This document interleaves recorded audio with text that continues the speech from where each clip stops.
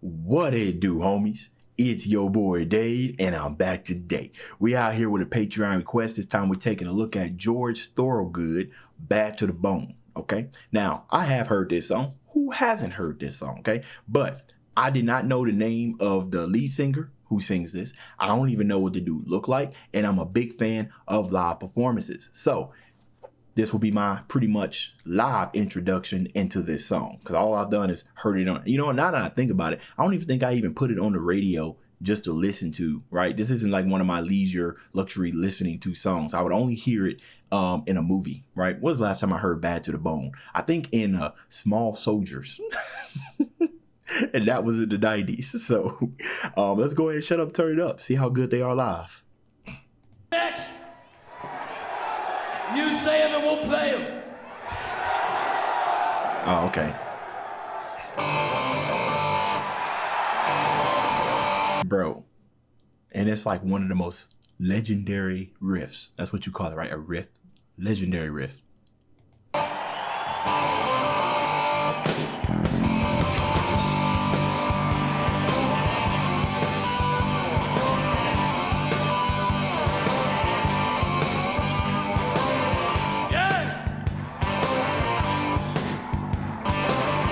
The day I was born, the nurses all gathered around, and they gazed in wide wonder at the joy they found.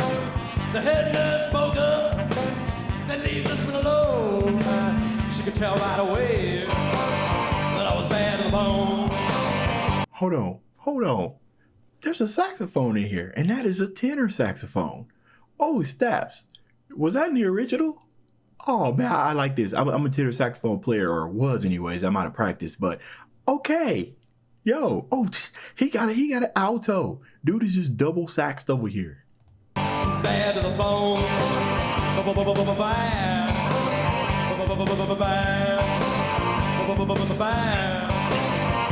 Bad to the bone. I broke 1,000 hearts before I met you. I'll break 1,000 more, baby, before I'm through. I wanna be yours, pretty baby, yours and yours alone. I'm in a tell you now that I'm bad to the bone, bad to the bone. Bad,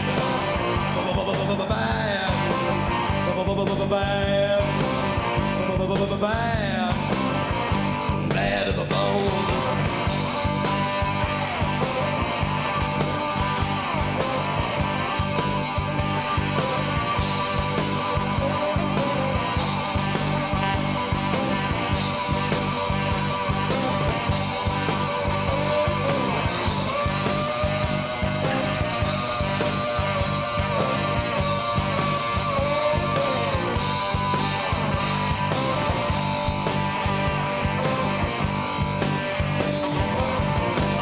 Okay, so he had to step aside real quick just to throw down a little bit of shredding. This is another reason why I like live performances, because you can get to connect with the artist while they're doing their things, right? It's a difference than hearing it on the radio than when you hearing it like right here. You see that expression, that emotion on his face. It connects just that much more. Now, I do want to talk about a little bit about this song structure and the composure here real quick, one time for the one time.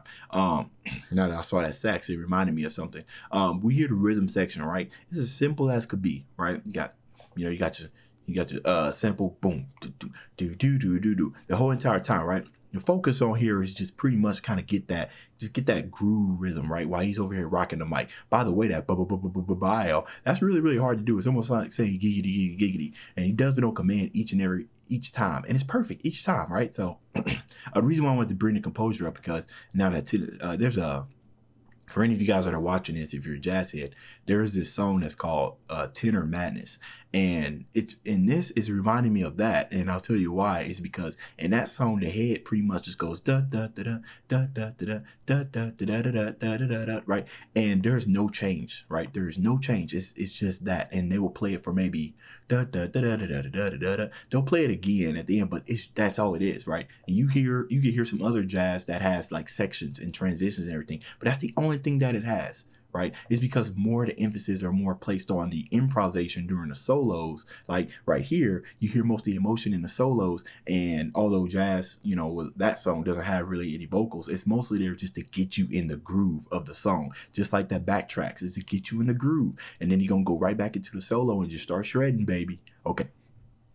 Woman beg, I make a good woman steal. I make an old woman blush. I make a Jersey girl squeal. I'm here to tell you, honey, when I see I make my own. I'm here to tell you, baby, but I'm bad to the bone. Bad to the bone. Bam. Bam. Woo! Bad to the bone. Hey!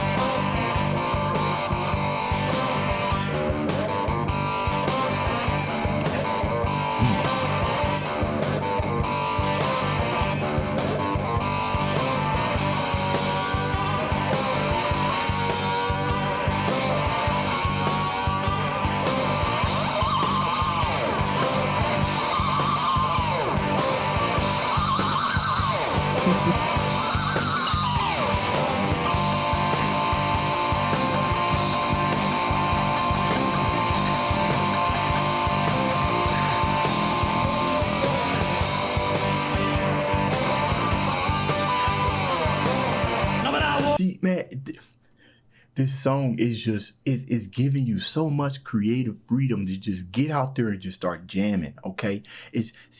Man, going back to that song, Tender Madness, right? Every time I played that song, the solo had to have been different because it all depended on what I was feeling and emotions, right? The thing about this song, and what, about, what would you call this? Just call this rock. I'm just going to call it rock just to find a name. But when you get out there and you start soloing, there's another thing to hear it, right? And then there's another thing to play it. It's just a wave, it's an adrenaline rush that just comes over you, right? And when you reach the peak of translating these feelings to the crowd, when you start getting into those high notes, you know what I mean? That's why when you see people play the low notes, they kind of go, they're kind of giving you kind of like that stink face, you know what I'm saying? Because they're down there just rumbling in the dirt. But then when they start getting those high notes, or when they start strumming the same repeated notes, that's when you see that, you know what I'm saying? Like they getting into it. You can see that on the dude over there in the back on the alto saxophone. When they get up there to them high notes, man, that's when they about to throw down. And that's when the feelings, that's when the emotion erupts. If you watching it and you live in the crowd, you feel it, it makes the performance that much better. This is what I'm talking about, baby. Walk your streets, kings and queens, step aside. Every woman I meet, they all stay satisfied. I want to be yours, pretty baby, yours and yours alone. I'm here to tell you, honey, bad to the bone.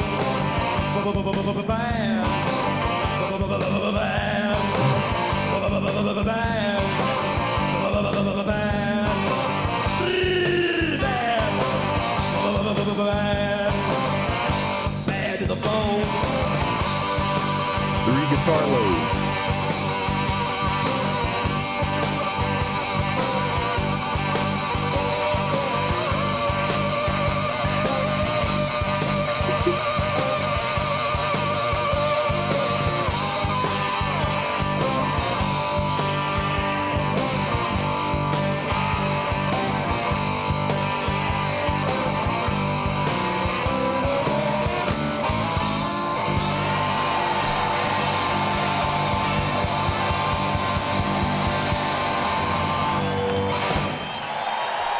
you kind of got the ending that you would hear, and I wonder if there's like an actual name for that. I can't remember, but usually if you're playing like a bluesy song, or as a matter of fact, you can kind of use that same kind of note, do do do do do do do do do. You can kind of use that to end almost anything. Now that I think about it, you know, if you structure it pretty well.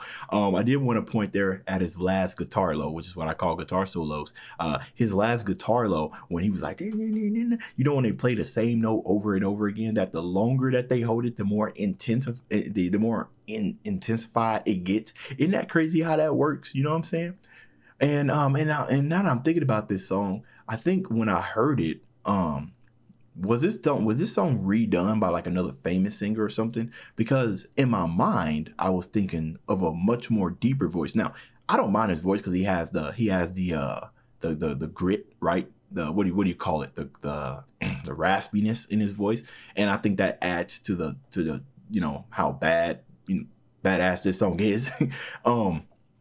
But I think it was somebody who sang with a lower voice, but I can't remember, right? Because this definitely isn't something you could sing without some type of rasp or like some type of like deep voice, like bad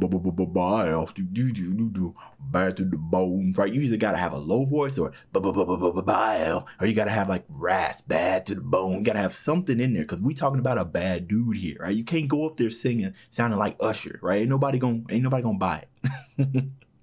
All right, y'all let me know what y'all think about this down in the comments. That's the end of this video. If you enjoyed the content, leave a like and subscribe. Dave's out.